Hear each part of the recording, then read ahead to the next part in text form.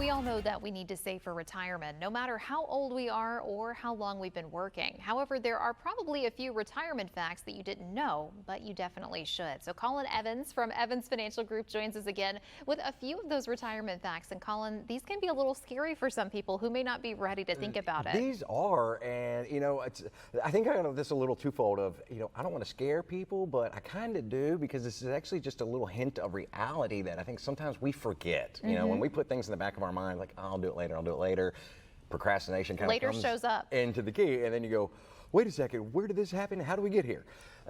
Just these statistics that Fidelity did nationwide and Transamerica about a year ago that were just phenomenal. And one of these that I had to throw out here is more than half of the Americans at risk of falling short of their retirement. Over half. 52%. And Fidelity actually did a scoring system.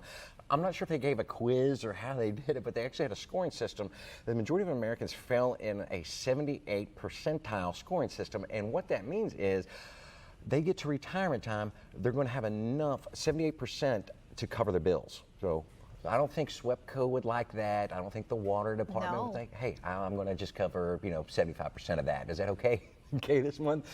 That's kind of scary, because you're going to have to be able to make up some of these things and some of these expenses. One in nationwide, one of the big scare factors that we're seeing is we're up to 75% of Americans don't think Social Security is going to be there anymore.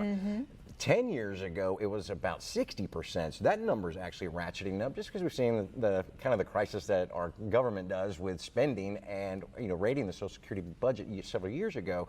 That is a concern, especially when you see the statement that says Social Security runs out in.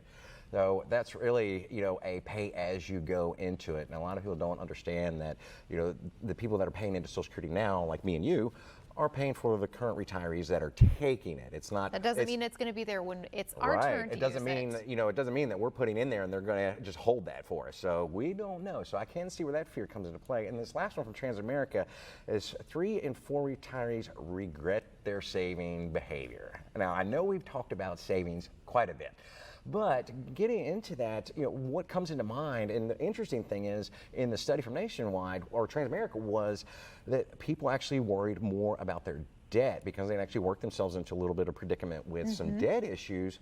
And then you kind of become a slave to that. That becomes just a monster that's like, hey, I got to get rid of debt. I got to get rid of it. Well, what intends to start to happen is, as that falls into place, saving comes out of sight, out of mind, because we're worried about paying off the debt first. We can save later. If we flip the script, though, a little bit, saving first, you can get into the habit. While it might be painful first, but you can get into the habit of saving first and then paying yourself and paying those bills later. That'll make your life a little bit easier because you paid yourself first. And it's really eye-opening. We talk about the fact so frequently people are concerned now, myself included, that they will outlive their retirement fund. Yeah, it is. That's actually almost every single year we've seen that statistic come out in a study that comes out. Different companies do it, and it goes anywhere from about 65% to about 75% fear running out of money in retirement, because you don't know how long we're going to live. So that's really kind of the gusto of it.